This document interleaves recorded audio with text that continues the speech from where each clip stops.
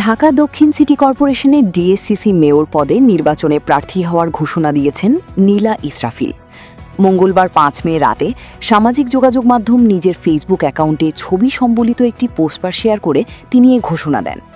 পোস্টে নীলা ইসরাফিল লিখেছেন, সবার ভালোবাসা ও অনুপ্রেরণায় আমি ঢাকা দক্ষিণ সিটি কর্পোরেশন মেয়র নির্বাচনে প্রার্থী হওয়ার সিদ্ধান্ত নিয়েছি।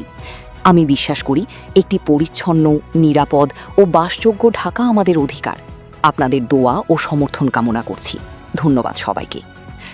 পারিবারিক একটি বিষয়কে কেন্দ্র করে নীলা ইসরাফিল আলোচনায় আসেন।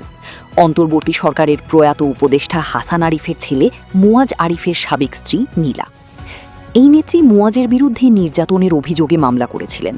২৪ সালের ৩ ডিসেম্বর বিষয়টি প্রকাশে আসে এবং ডিএমপির রমনা বিভাগের উপকমিশনার ডিসি মাসুদ আলম সত্যতা নিশ্চিত করেন। এরপর নিজ দল এনসিপির নেতা সারোয়ার তুষারের বিরুদ্ধে ফেসবুক স্ট্যাটাস দিয়ে তুমুল আলোচনায় আসেন তিনি। নীলা ইসরাফিল গোপালগঞ্জের মেয়ে। ছাত্র জনতার আন্দোলনে তাকে রাজপথে সক্রিয় থাকতে দেখা গেছে। ৫ আগস্ট শেখ হাসিনা পালিয়ে যাওয়ার পর অভ্যুত্থানে নেতৃত্বদানকারী ছাত্রদের গড়া রাজনৈতিক দলে যোগ দেন নীলা। এরপর বিভিন্ন রাজনৈতিক কর্মকাণ্ডেও দেখা গেছে তাকে।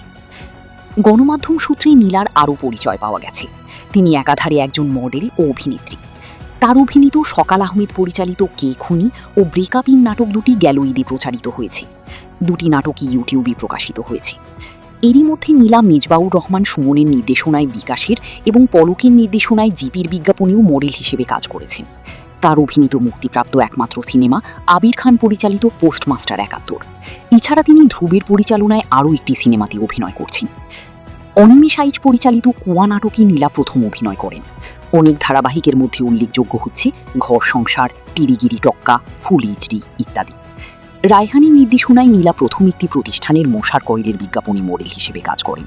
প্রায় ৫০টি বিজ্ঞাপনী মডেল হিসেবে কাজ করেছেন তিনি আরও লেখেন, একজন নারীকে অপমান, নিপীড়ন এবং সামাজিকভাবে ধ্বংসের চেষ্টা যে ব্যক্তি করেছে তার বিরুদ্ধে যখন কোনো শাস্তিমূলক পদক্ষেপ নেওয়া হয় না, বরং সে দলীয় ছাত্রছায়ায় বুক ফুলিয়ে ঘুরে বেড়ায়, সেই দল আর কোনো মতাদর্শ বা ন্যায় বিচারের প্রতিনিধিত্ব করে না।